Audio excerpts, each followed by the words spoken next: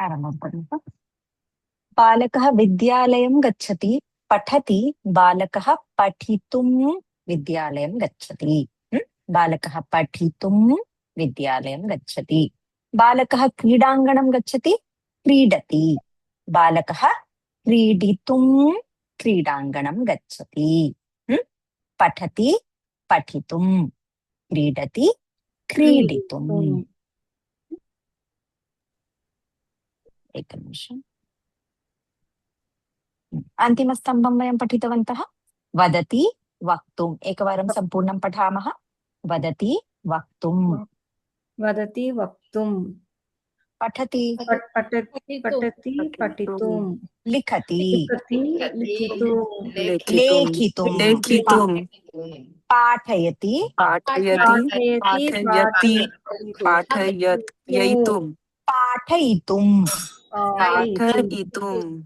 आगच्छति, नमति, मिलति, पृच्छति, कथयति,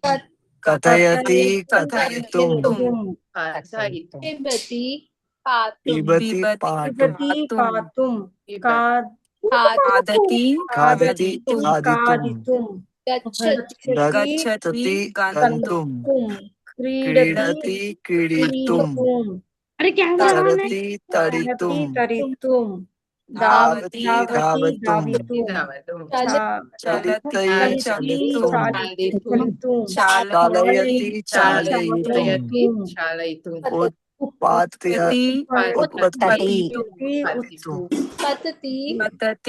पतितुं नयति नेतुं आनयति आनयितुं नृत्यति नर्तितुं पश्यति द्रष्टुं पश्यति, पश्यति, द्रष्टुम्।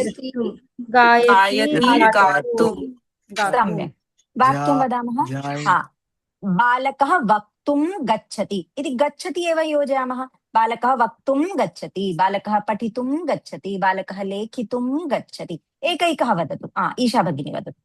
बालकः वक्तुं गच्छति, बालकः पठितुं गच्छति, बालकः लेखितुं गच्छति, बालकः पाठयितुं गच्छति, पाठयितुं गच्छति, पाठयितुं गच्छति। सम्यक्। श्रीरञ्जनी भगिनी।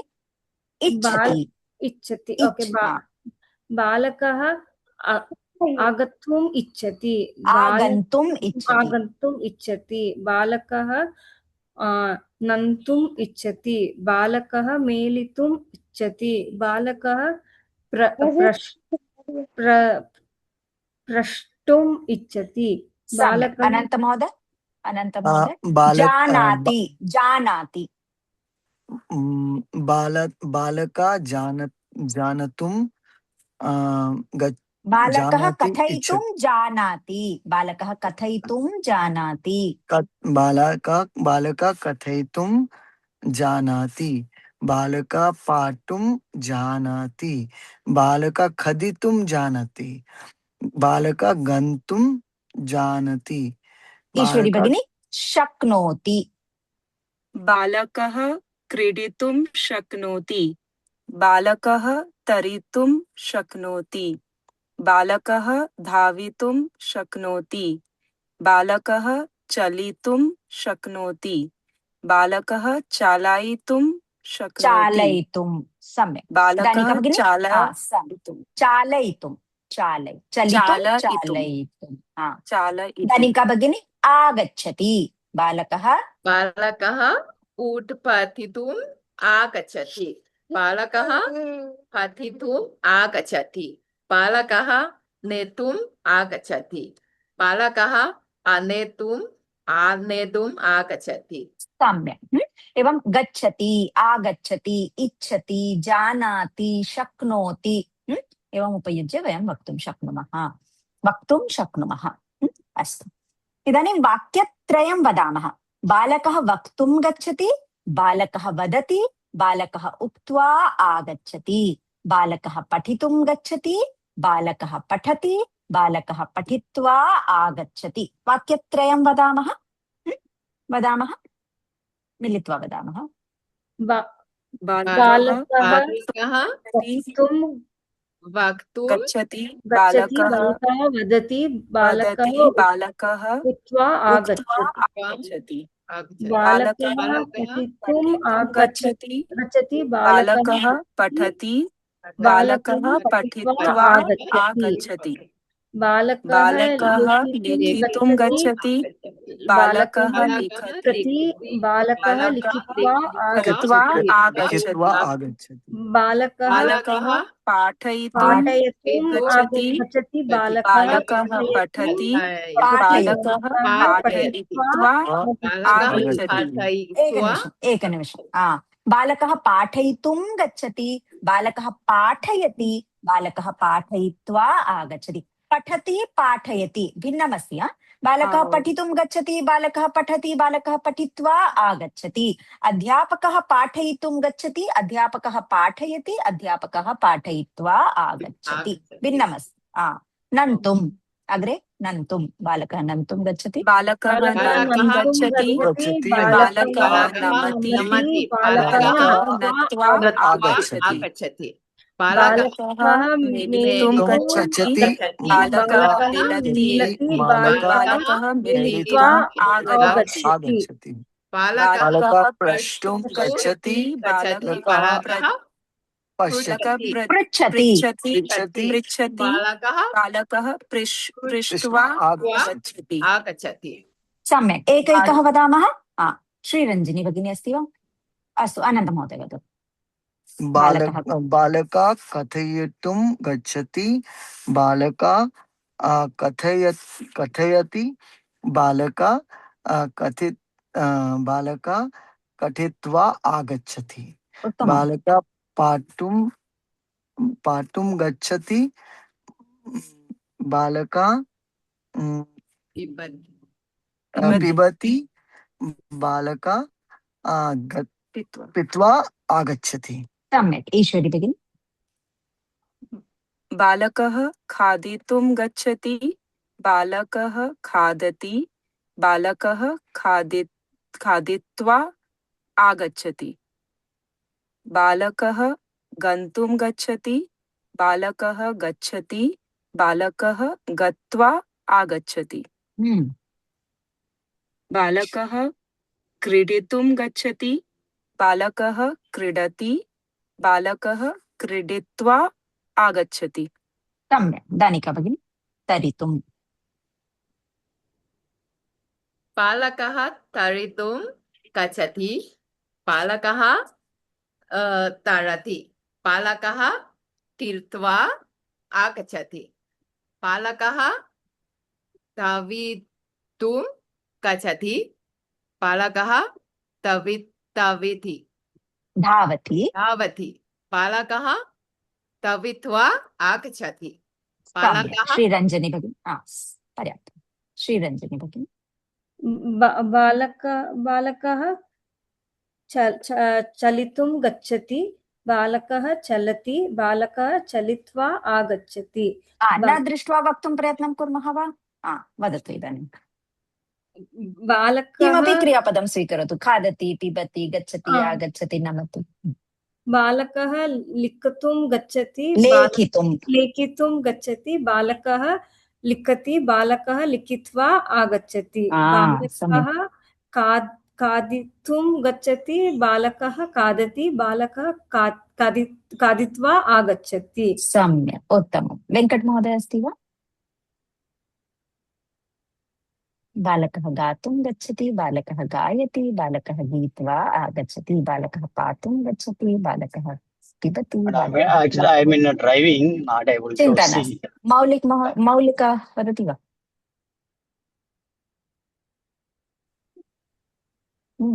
बालकः चालयत् अस्ति, बालकः चालयति, बालकः चलित्वा आगच्छति। आगच्छति। सम्यक्। बालकः चालयितुं गच्छति, बालकः चालयति, बालकः चालयित्वा आगच्छति। एवं 16 रूपाणि वयं पठितवन्तः। क्रियापदस्य एकस्य क्रियापदस्य 16 रूपाणि। वदति, वदति, वदन्ति, वदामि, वदामः, वदिष्यति, वदिष्यति, वदिष्यन्ति, वदिष्यामि, वदिष्यामः, वदतु, वदतु, वदन्तु, उक्तवान्, उक्तवान्, उक्तवन्तः, उक्तवती, उक्तवत्यः, उक्त्वा, वक्तुम्। एवं 16 रूपाणि वयं पठितवन्तः। पुनः वाक्यानि। बालकः वदति, बालकाः वदन्ति, अहं वदामि, वयं वदामः, बालकः वदिष्यति, बालकाः वदिष्यन्ति, अहं वदिष्यामि, वयं वदिष्यामः, भवान् वदतु, भवन्तः वदन्तु, भवती वदतु, भवत्यः वदन्तु, बालकः उक्तवान्, बालकाः उक्तवन्तः, बालिका उक्तवती, बालिकाः उक्तवत्यः। बालकः वक्तुं गच्छति, बालकः वदति, बालकः उक्त्वा आगच्छति। एवमस्ति क्रियापदस्य अभ्यासः। 16 रूपाणि प्रथमं वदामः। श्रीरञ्जनी भगिनी, वदति 16 रूपाणि वदति वा? बालकः वदति, बालकः रूपं वदति, वदन्ति, वदामि, वदामः, वदिष्यति, वदिष्यन्तु, वदिष्यामि, पुनः वदिष्यति, वदिष्यति, वदिष्यन्ति, वदिष्यामि, वदिष्यामः, वदतु, वदन्तु, वदतु, वदन्तु, उक्तवान्,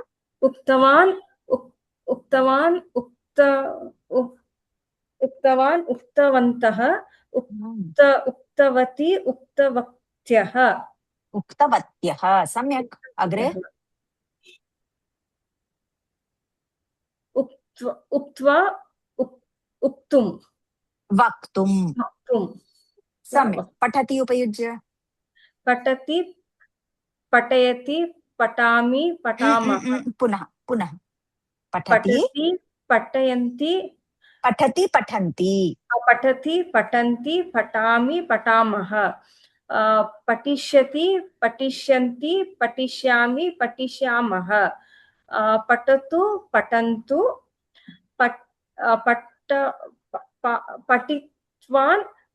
पठितवान्, पठितवन्तः, पठितवती, पठितवत्यः, पठितवत्यः, पठित्वा, पठितुम्। सम्यक्। एवं 16 रूपाणि। उत्तमम्। दानिका भगिनी, प्रतिदिनं किं कुर्मः? 10 क्रियापदानि स्वीकुर्मः। वदति, पठति, लिखति, पाठयति, एवं सर्वं स्वीकुर्मः। 16 रूपाणि वदामः। दानिका भगिनी, एकं क्रियापदं स्वीकरोतु। खादति, लिखन्ति, लिखामि,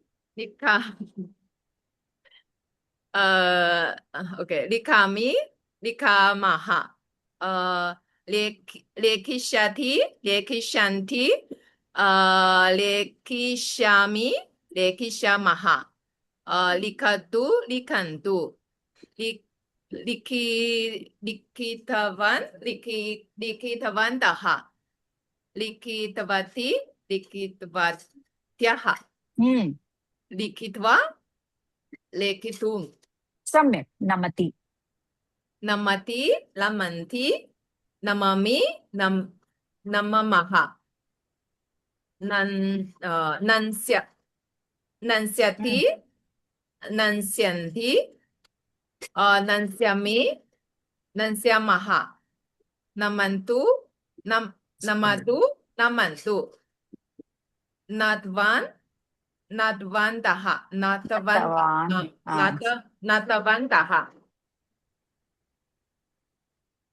नाट्वती, नाट्वत्यः,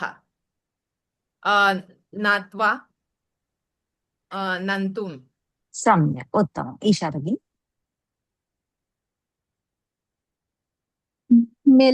मिलति, मिलन्ति, मिलामि, मिलामः, मिलिष्यति, मिलिष्यति, मिलिष्यन्ति, मिलिष्यामि, मिलिष्यामः, मिलतु, मिलन्तु, मिलित्वान्, मिलितवन्तः मिलितवती मिलितवत्यः मिलितवान् तकारस्य पूर्वः मिलितवान् मिलितवन्तः मिलितवती मिलितवान् मिलितवान् मिलित्वान् न, मिलितवान् मिलितवान् मिलितवन्तः मिलितवती मिलितवत्यः मिलित्वा मिलितुं मेलितुं सम्यक् अग्रे पृच्छति पृच्छन्ति पृच्छामि पृच्छामः हम्म, प्रक्षयति प्रक्षयन्ति प्रक्षयामि प्रक्षयामः पृच्छतु पृच्छन्तु पृष्टवान् पृष्टवन्तः पृष्टवती पृष्टवत्यः पृष्ट्वा प्रष्टुं प्रष्टुं सम्यक् ईश्वरी भगिनी कथयति I can try, but I'm not sure. चिन्ता if I नास्ति can- चिन्ता नास्ति Okay. Pibati, pibanti, pibami, pibamah. Pibatu, पास्यति pibantu. Oh, pashyati, स pasyayanti, S pasyati, pasyayanti, pasyami, pasyamah. Pibatu, pibantu. Pitavan, pitavantah, पीतवती पीतवती pitavati, pitamah, पीतवत्यः pitah, पीतवत्यः pitavatyah,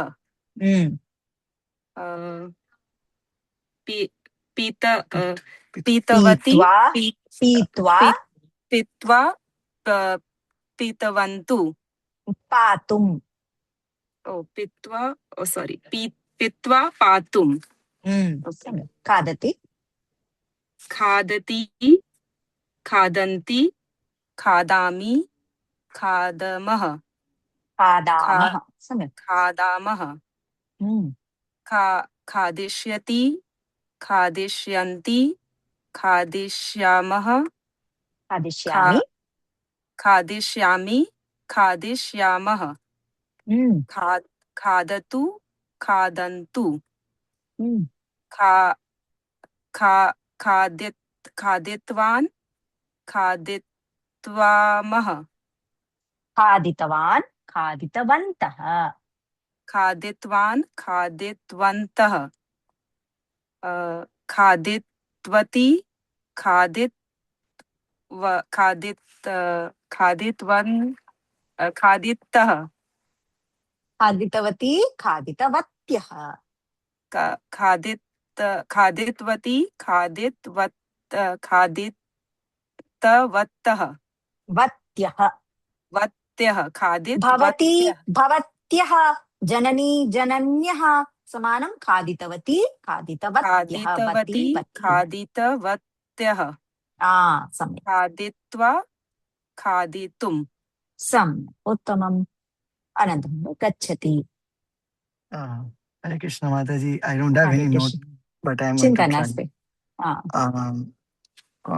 कौन सा है गच्छति, गच्छति गच्छति Four times like that. गजति गच्छति गच्छन्ति, गच्छन्ति गच्छामि गच्छन्तु गच्छामि गतुम् अस्तु अस्तु अहं वदामि भवान् वदतु गच्छति गच्छन्ति गच्छामि गच्छामः वदतु गच्छन्ति गच्छति गच्छन्ति गच्छति गच्छन्ति गच्छामि गच्छामः गच्छामि गच्छामः गच्छति गमिष्यति गमिष्यन्ति गमिष्यन्ति गमिष्यति गमिष्यामि गमिष्यन्ति गमिष्यन्ति गमिष्यति गमिष्यन्ति गमिष्यति गमिष्यामि गमिष्यामः गमिष्यामः गच्छतु गच्छन्तु गच्छतु गच्छन्तु गतवान् गतवन्तः गतवान् गतवन्तः गतवती गतवत्यः गतवती गतवत्यः गत्वा गत्वा- गन्तुम् गत्वा गन्तुम् क्रीडति क्रीडति क्रीडति क्रीडन्ति क्रीडामि क्रीडामः उत्तमम् क्रीडिष्यति क्रीडिष्यन्ति क्रीडिष्यामि क्रीडिष्यामः सम्यक् क्रीडतु क्रीडन्तु क्रीडन्तु क्रीडितवान् क्रीडितवती क्रीडितवान् क्रीडितवन्तः क्रीडितवन्तः क्रीडितवती क्रीडितवन्तः वत्यः वत्याः क्रीडितवत्याः क्रीडित्वा क्रीडितुम् सम्यक् उत्तमम् एवं 16 रूपाणि पठामः अग्रिमवर्गे वयं वाक्यानाम् अभ्यासं पुनः कुर्मः अस्तु गृहे अभ्यासं कृत्वा आगच्छामः अन्य कोऽपि वक्तुमिच्छति वा मौलिक भवान् वक्तुमिच्छति वा मौलिक वदतु हरे कृष्ण धावति वदतु हरे कृष्ण वदतु धावति धाविष्यन्ति धावतु धावति धावन्ति धावामि धावामः धावति धावामि धावामः धाविष्यति धाविष्यन्ति धाविष्यन्ति धाविष्यन्ति धाविष्यामि धाविष्यामः धाविष्यामः धावतु धावतु धावन्तु धावतु धावन्तु धावितवान् धावितवन्तः धावितवन्तः धावितवती धावितवत्यः वत्यः उत्तमं धावित्वा धावित्वा धावितुम् सम्यक् एवम् अभ्यासं कुर्मः वा गृहे अस्तु एवं क्रियापदस्य 16 रूपाणाम् अभ्यासं कुर्मः वदति वदति वदन्ति वदामि वदामः वदिष्यति वदिष्यन्ति वदिष्यामि वदिष्यामः वदतु वदन्तु उक्तवान् उक्तवन्तः उक्तवती उक्तवत्यः उक्त्वा वक्तुम् 16 रूपाणि अस्तु अग्रे अपि च एव इव इति सर्वं वयं पठितवन्तः स्मरन्ति किल अग्रे पठामः परीक्षा अस्ति पुत्रः पठति परीक्षा अस्ति अतः पुत्रः पठति अतः परीक्षा अस्ति पुत्रः पठति परीक्षा अस्ति अतः पुत्रः पठति विरामदिनमस्ति रविवासरः विरामदिनमस्ति जनकः कार्यालयं न गच्छति विरामदिनमस्ति अतः जनकः कार्यालयं न गच्छति अतः आरोग्यं सम्यक् नास्ति शिरोवेदना अस्ति जनकः कार्यालयं न गच्छति शिरोवेदना अस्ति अतः जनकः कार्यालयं न गच्छति अतः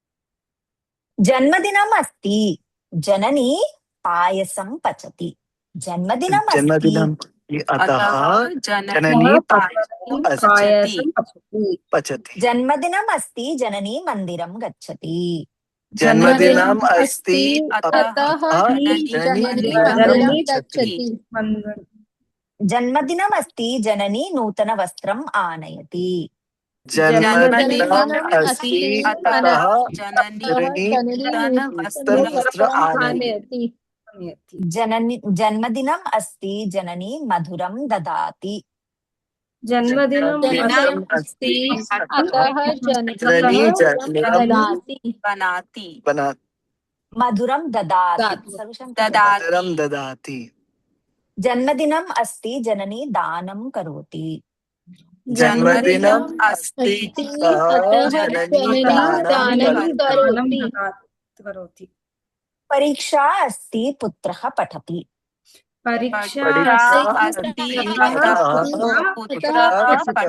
पठति परीक्षा अस्ति पुत्रः दूरदर्शनं न पश्यति परीक्षा अस्ति अतः पुत्रः दूरदर्शनं न पश्यति परीक्षा अस्ति पुत्रः न क्रीडति परीक्षा अस्ति अतः पुत्रः न न क्रीडति परीक्षा अस्ति पुत्रः प्रातःकाले शीघ्रम् उत्तिष्ठति परीक्षा अस्ति अतः पुत्रः प्रातःकाले शीघ्रम् उत्तिष्ठति उत्तिष्ठति उत्तिष्ठति सम्यक् विरामदिनमस्ति विरामदिनमस्ति पुत्रः क्रीडति विरामदिनमस्ति अतः पुत्रः क्रीडति विरामदिनमस्ति पुत्रः न पठति विरामदिनमस्ति अतः पुत्रः न पठति न पठति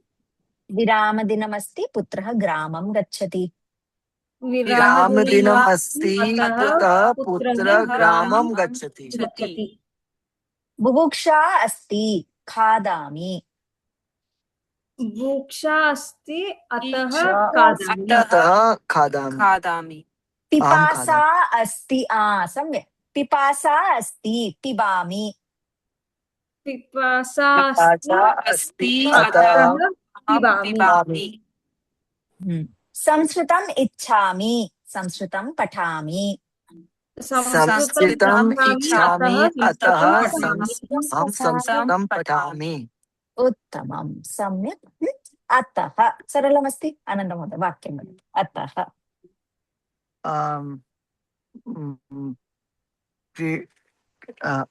अहम् एक मिनट अहं चालयति अहम न वर्ग को क्या बोलते हैं अहम न कार्य करोति अहम न कार्य करोति अतः अहम विराम करोति विरामदिनमस्ति अतः अहं कार्यालयं न गच्छामि अहं कार्यालयं न गच्छामि अहं कार्यालयं न गच्छामि अतः विराम करोति भिन्नमस्ति अहं विरामदिनमस्ति अतः अहं कार्यालयं न गच्छामि अहं विरामदिनम् अस्ति अतः कार्यालयं न गच्छामि सम्यक् विरामदिनमस्ति अतः भवान् किं किं करोति वदतु विरामदिनमस्ति अतः अहं दूरदर्शनं पश्यामि विरामदिनमस्ति अतः मन्दिरं गच्छामि विरामदिनमस्ति अतः अहं कार्यालयं न गच्छामि एवं वदतु विरामदिनमस्ति अतः भवान् किं किं करोति विरामदिनम् अस्ति अतः दूरदर्शनं अतः अहं दूरदर्शनं पश्यामि दूरदर्शनं पश्यामि उत्तमं विरामदिनम् अस्ति अतः अहं चालयति सम्यक् कार्यानं चालयति वा सम्यक् ईश्वरी भगिनी अतः जन्मदिन अस्ति अतः अहं पूजां पुत्रस्य जन्मदिनमस्ति अस्तु भवती किं किं करोति पुत्रस्य जन्मदिन अस्ति अतः अहं पूजां करोमि पुत्रस्य जन्मदिन अस्ति अतः अहं पायसं पचामि उत्तमं पुत्रस्य जन्मदिन अस्ति अतः अहं दानं करोमि उत्तमं सम्यक् पश्यन्तु एवं कथं वयं चिन्तनं विना कति वाक्यानि वक्तुं शक्नुमः सम्यक् उत्तमम् ईशा भगिनी अतः परीक्षा अस्ति अतः पुत्रः पठति जन्मदिनम् अस्ति अतः अहं पुत्रस्य जन्मदिनम् अस्ति अतः मधुरं पचामि पुस्तकं न दृष्ट्वा वदामि स्ववाक्यं वदामि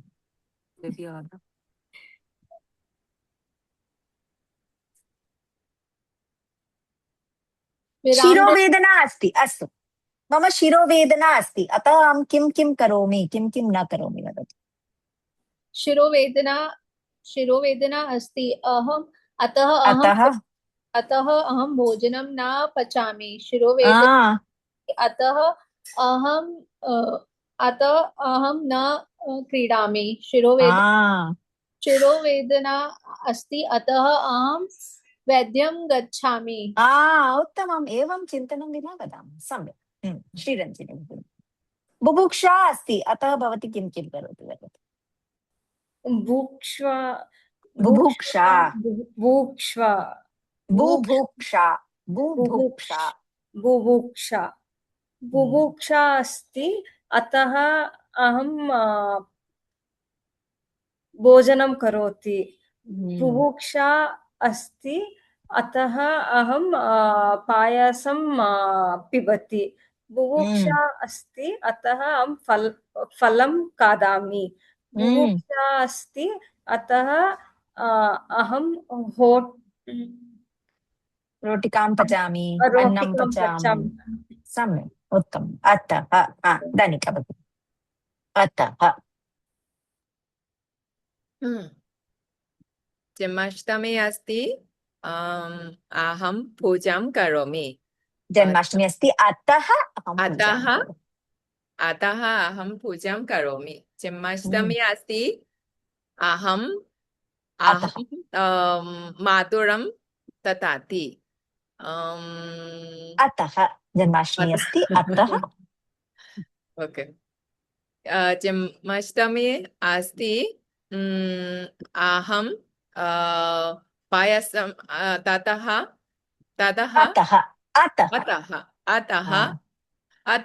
अहं पायसं पचामि सम्यक् उत्तमम् अतः उत्तमं मौलिक वदतु अतः परीक्षा अस्ति अतः अहं किं किं करोमि वदतु परीक्षा अस्ति अतः अहं पठति परीक्षा अस्ति अतः अहं न क्रीडति परीक्षा अस्ति अतः अहं मेहनत करोति उत्तमं सम्यक् अतः स्पष्टं परीक्षा अस्ति अतः पुत्रः पठति यतः परीक्षा अस्ति परीक्षा अस्ति अतः पुत्रः पठति यतः परीक्षा अस्ति पुत्रः पठति यतः परीक्षा अस्ति जन्मदिनम् अस्ति अतः जननी मधुरं पचति यतः जन्मदिनम् अस्ति यतः अतः यतः शिरोवेदना अस्ति अतः जननी चिकित्सालयं गच्छति यतः शिरोवेदना अस्ति अतः यतः विरामदिनमस्ति अतः जनकः कार्यालयं न गच्छति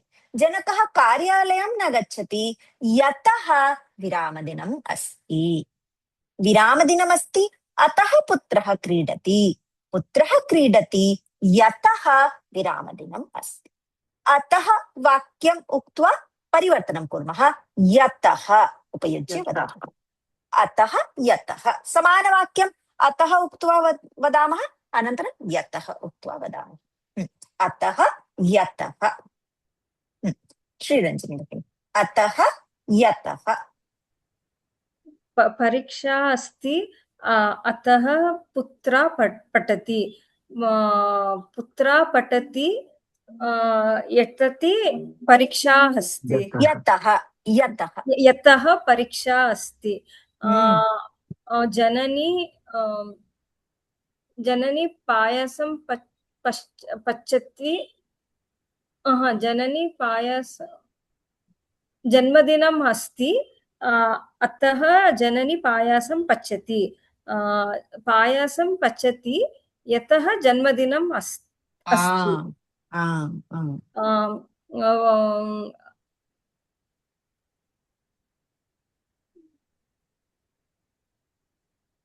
हॉलिडे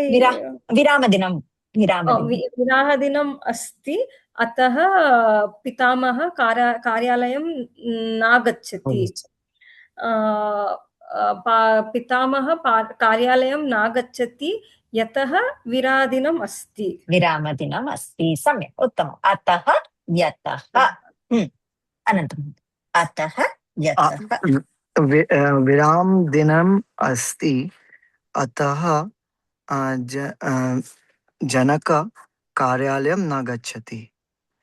जनक कार्यालयं न गच्छति यतः विराम दिनम् अस्ति। जननी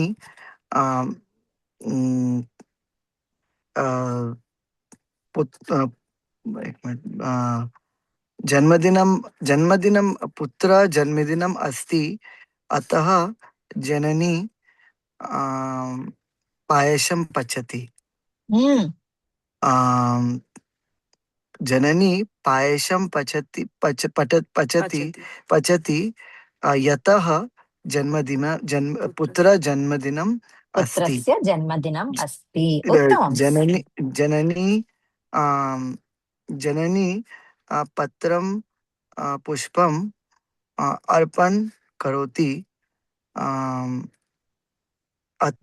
जननी पुत्र जन्मदिनम् अस्ति अतः जननी पत्रं पुष्पम् अर्पण करोति। जननी पत्रं पुष्पम् अर्पण करोति यतः जन्मदिनं पुत्रस्य जन्मदिनम् अस्ति। उत्तमं, सम्यक्। ईश्वरी भगिनी, अतः यतः। शिरोवेदना अस्ति अतः अहम् औषधालयं गच्छामि। अहम् औषधालयं गच्छामि यतः शिरोवेदना अस्ति। सम्यक्।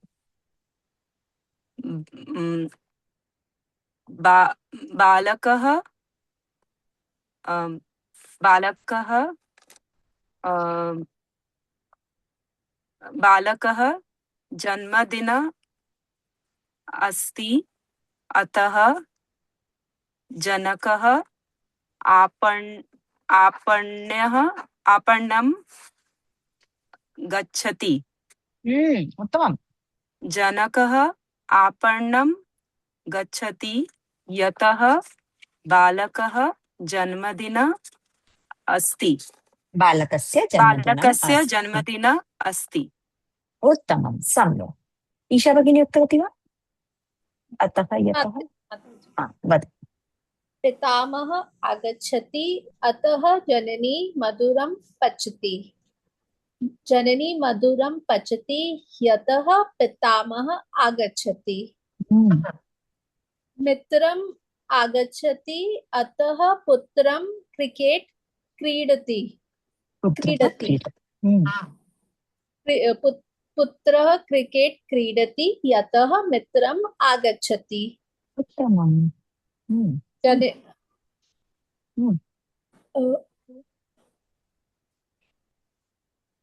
परीक्षा अस्ति अतः बालकः पठति।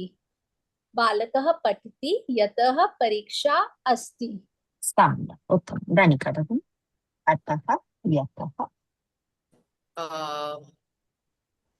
पुत्रस्य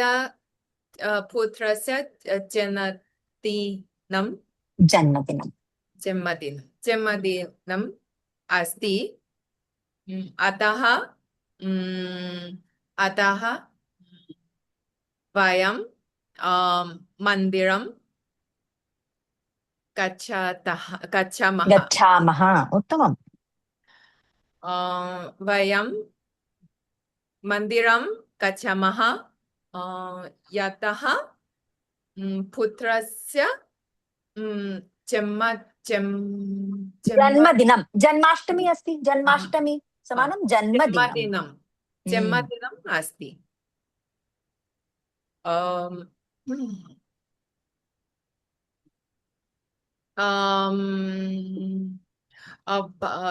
जननी मधुरं पचति अतः पुत्री मधुरं खादति। सम्यक्, सम्यक्। Madhuri, sorry, Putri, Madhuryam Khatati. Yataha Janani Madhuram Pachati. पचति सम्यक् उत्तमम् अतः यतः स्पष्टं परीक्षा अस्ति अतः पुत्रः पठति यतः परीक्षा अस्ति विरामदिनम् अस्ति अतः पुत्रः क्रीडति यतः विरामदिनम् अस्ति अतः यतः अग्रे सूर्योदयः भवति पुष्पं विकसति यदा सूर्योदयः भवति तदा पुष्पं विकसति यदा तदा तदा सम्यक् जनकः पुत्रः अस्ति गृहे पुत्रः जननी वदति पठतु जनकः कार्यालये अस्ति जननी वदति पठतु पुत्रः न पठति जनकः आगच्छति सायंकाले जनकः गृहम् आगच्छति पुत्रः शीघ्रं पुस्तकम् उद्घाटयति पठति यदा जनकः आगच्छति तदा पुत्रः पठति यदा जनकः आगच्छति तदा पुत्रः पठति अध्यापकः आगच्छति छात्राः उत्तिष्ठन्ति यदा अध्यापकः आगच्छति तदा छात्राः उत्तिष्ठन्ति यदा तदा अध्यापकः आगच्छति छात्रः पठति यदा अध्यापिका आगच्छति तदा छात्रः पठति जनकः आगच्छति पुत्रः पठति यदा जनकः आगच्छति तदा पुत्रः पठति जनकः वदति पुत्रः लिखति यदा जनकः वदति तदा लिखति जनकः खादति पुत्रः खादति यदा जनकः खादति तदा पुत्रः खादति जनकः क्रीडति पुत्रः क्रीडति यदा जनकः क्रीडति तदा पुत्रः क्रीडति जननी परिवेशयति पुत्री खादति यदा जननी परिवेशयति तदा पुत्री खादति जननी वदति पुत्री पठति यदा जननी वदति तदा पुत्री पठति जननी गायति पुत्री गायति यदा जननी गायति तदा पुत्री गायति यदा तदा सहोदरः पठति पुत्रः पठति यदा सहोदरः पठति तदा पुत्रः पठति मित्रम् आगच्छति पुत्रः क्रीडति यदा मित्रम् आगच्छति तदा पुत्रः क्रीडति यदा तदा यदा हि धर्मस्य ग्लानिर्भवति भारत अभ्युत्थानमधर्मस्य तदा आत्मानं सृजामि अहं सम्यक् यदा तदा वाक्यं वदामः ईशा भगिनी यदा तदा यदा जननी पचति तदा पुत्री खादति यदा जनकः आगच्छति तदा पुत्रः पठति यदा अध्यापकः आगच्छति तदा छात्राः पठन्ति उत्तमं श्रीरञ्जनी यदा तदा यदा जननी गायति तदा पुत्री नर्तयति नृत्यति यदा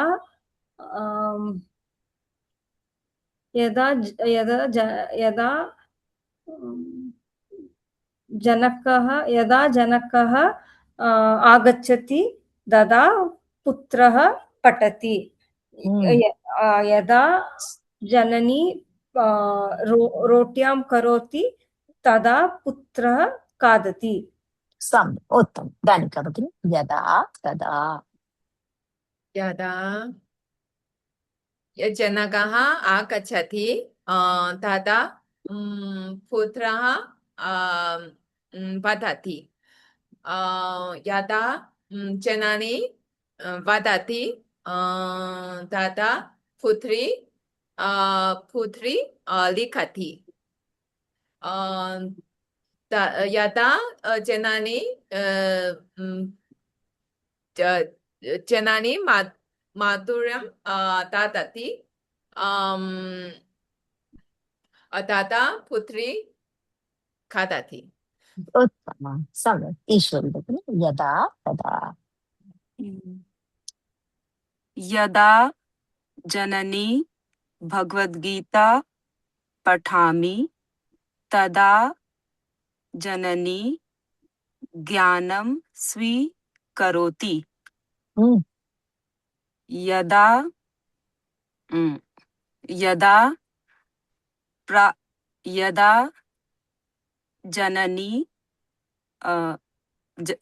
जननी पचति तदा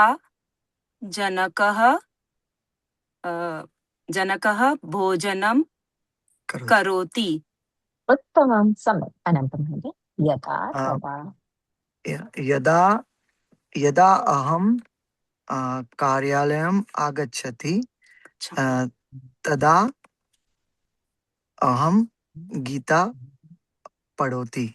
पठामि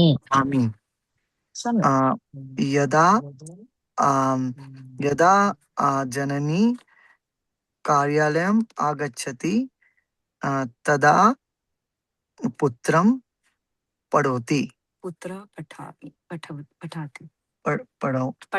पुत्रं पाठयति यदा जननी कार्यालयतः आगच्छति कार्यालयम् आगच्छति न कार्यालयतः गृहम् आगच्छति तदा पुत्रं पाठयति यदा अहं कार्यालयतः गृहम् आगच्छामि तदा भगवद्गीतां पठामि सम्यक्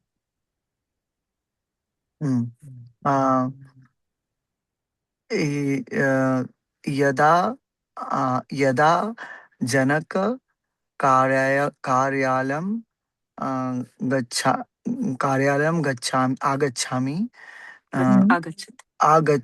आगच्छति तदा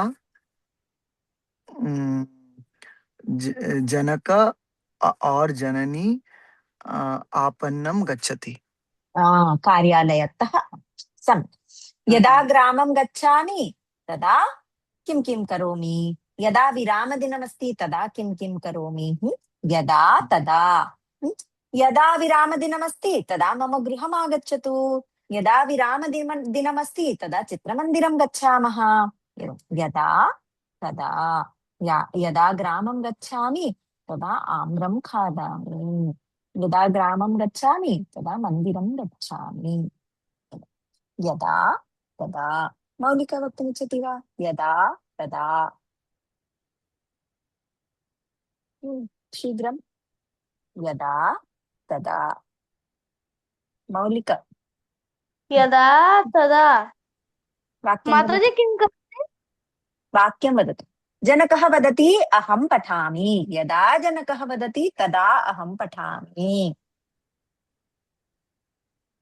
जननी वदति अहं पठामि यदा जननी वदति तथा यदा अहं पठामि यदा जननी वदति तदा अहं पठामि सम्यक् यदा तदा स्पष्टम् लता गायति मम पुत्री गायति यथा लता गायति तथा मम पुत्री गायति यथा तथा यथा लता गायति तथा मम पुत्री गायति शोभना नृत्यति, मम जननी नृत्यति।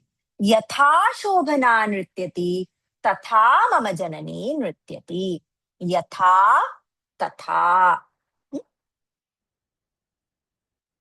संजीव कपूर पचति, मम जनकः पचति।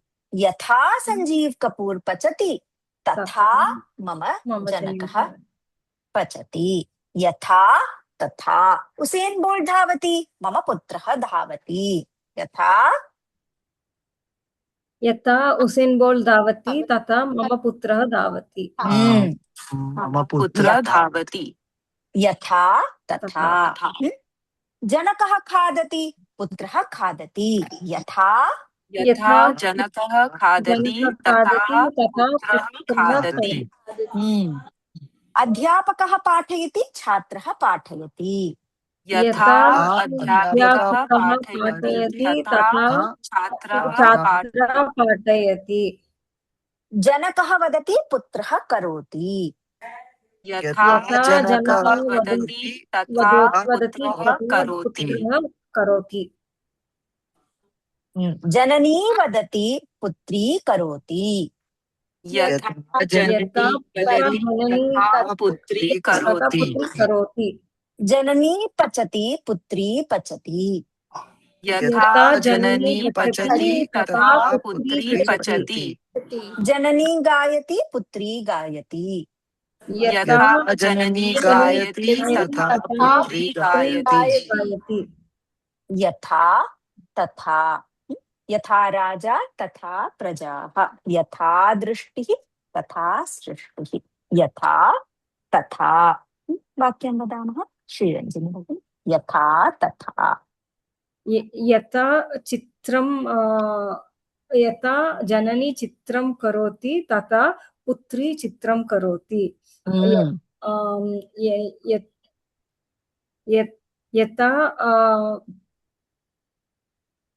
यथा श्रेया घोषाल गायति तथा मम पुत्री गायति। यथा जनकः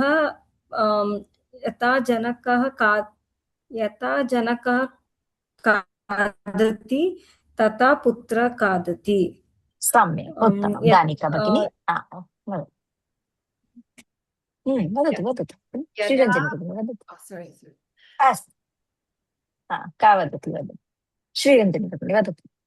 यदा अध्यापकः पठति तथा छात्रा लिखति। यदा अध्यापकः पठति तदा छात्रः लिखति। प्रश्नः कदा छात्रः लिखति। कथं। यथा अध्यापकः पाठयति तथा छात्रः पाठयति। समानं पाठयति। अध्यापकः सम्यक् पाठयति, छात्रः सम्यक् पाठयति। यथा अध्यापकः पाठयति तथा छात्रः पाठयति। यथा तथा। सम्यक्। दानिका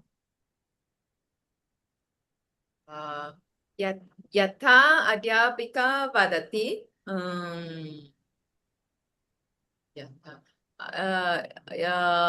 तथा वयं वदामः। सम्यक्। यथा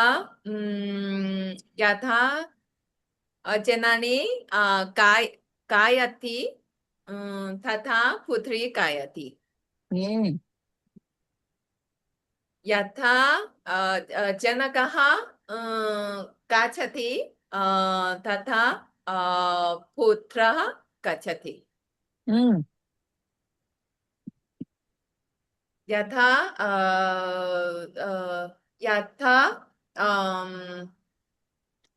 यथा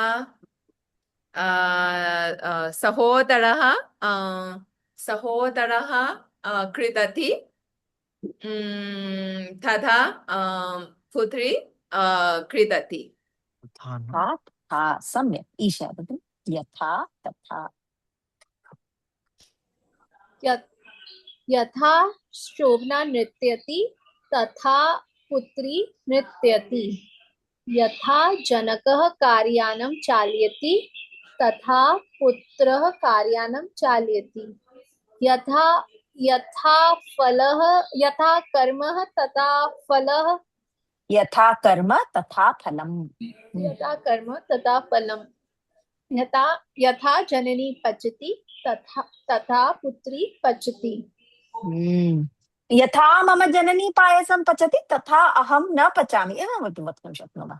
सम्यक्. यथा यथा मम पितामही पायसं पचति तथा अहं न पचामि. तथा कोऽपि न पचति. कोऽपि न पचति. सम्यक्. अनन्तरं यथा तथा. यथा जनक दानं करोति तथा पुत्र दानं करोति. यथा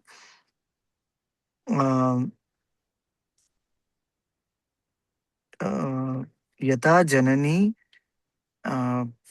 जननी पश्यति तथा पुत्री पश्यति. पश्यति वा पचति वा? पश्यति पचति. सम्यक् अस्ति. पश्यति पचति. यथा तथा. यथा जनक चालयति तथा पुत्र चालयति. सम्यक्. यथा अहं चालयामि तथा मम पुत्रः चालयति. यथा अहं वदामि तथा मम पुत्रः वदति. यथा अहं चलामि तथा मम पुत्रः चलति. सम्यक्. ईश्वरी भगिनी. यथा तथा. यथा गुरु शास्त्रं पाठयति तथा शिष्यः शास्त्रः पठति. यथा अहं पचामि तथा मम पुत्री न पचामि. न पचति. सम्यक्. न पचति. उत्तमम्. यथा जनकः कार्यं करोति तथा मम पुत्रः कार्यं करोति. सम्यक्. यथा जनकः कार्यं करोति तथा मम पुत्रः कार्यं करोति. यथा तथा. सम्यक्. उत्तमम्.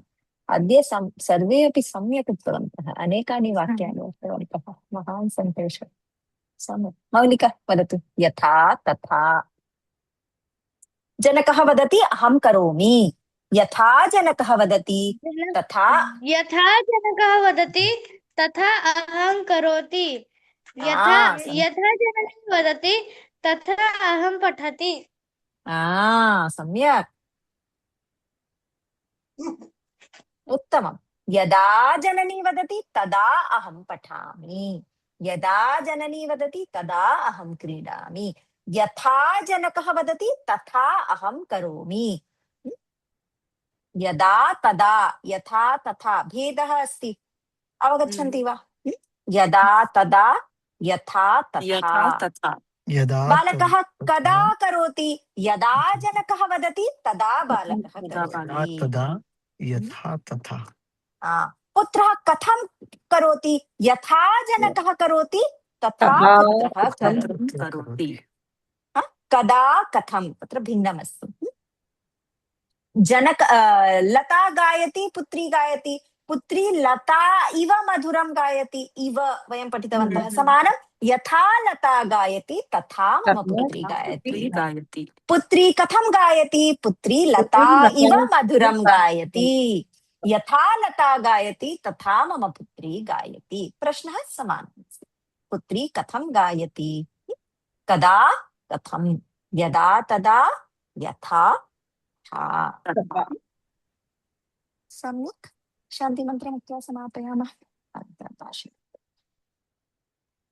ॐ सर्वे भवन्तु सुखिनः. सर्वे सन्तु निरामयाः. सर्वे भद्राणि पश्यन्तु. मा कश्चित् दुःखभाग् भवेत्. ॐ शान्ति शान्ति शान्तिः। षोडश रूपाणाम् अभ्यासं कुर्मः। क्रियापदस्य षोडश रूप